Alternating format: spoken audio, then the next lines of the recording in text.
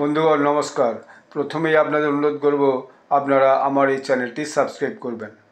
এখন দিল্লিতে একটা অনেকগুলি দেশ নিয়ে খুব একটা বড় মিটিং চলছে।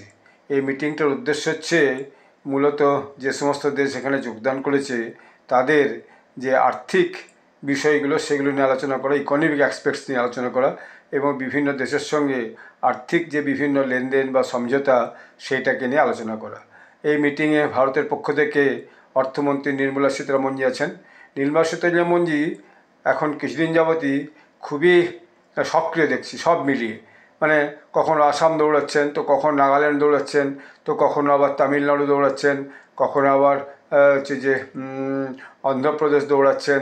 তার সঙ্গে সঙ্গে দিল্লিতে যে সামনে বাজেট পেশ হবে সেই বাজেটের কাজও করে যাচ্ছেন। বিভিন্ন গ্রুপের সাথে সাথে মিটিং করছেন, কখনো কর্পোরেটদের সাথে, কখনো ইকোনমিস্টদের সাথে, কখনো ছোট ব্যবসায়ী সংগঠনের সাথে, কখনো মধ্য ব্যবসায়ী সংগঠনের সাথে।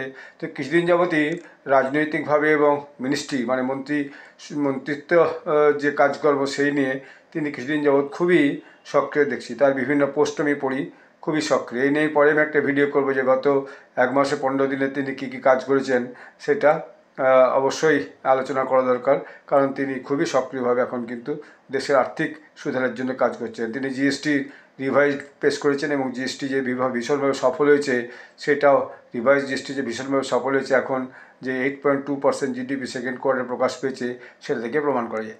এখন এই মিটিংটা হচ্ছে গ্লোবাল ফোরাম প্লেনামি মিটিং, 18তম গ্লোবাল ফোরাম প্লেনামি মিটিং।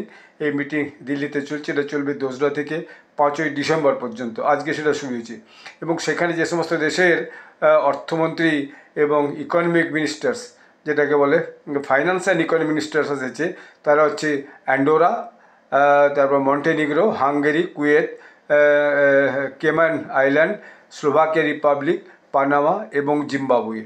তো এতগুলি দেশ, প্রায় আপনি ধরুন 1 2 3 4 5 6 7 8 9টি 10টি দেশ, ভারত মিলে 10টি দেশ এই মিটিংয়ে অংশগ্রহণ করছে এবং খুবই গুরুত্বপূর্ণ সব আলোচনা এখানে হবে। এখানে মিনিস্ট্রির লোকজন আছে সমস্ত দেশ থেকে।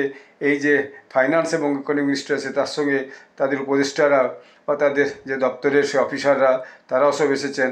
তো একটা খুব বড় মিটিং চলছে, এটা খুবই গুরুত্বপূর্ণ মিটিং।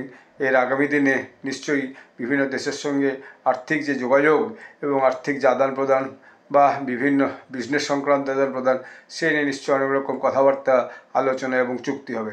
তো আগামী দিনে এর ফলটা কী বেরোয়, এটা শেষ হলে পরে তার রিপোর্ট কী বেরোয় সেটা নিয়ে আমি আপনাদের কাছে পরে আপডেট করব। ধন্যবাদ।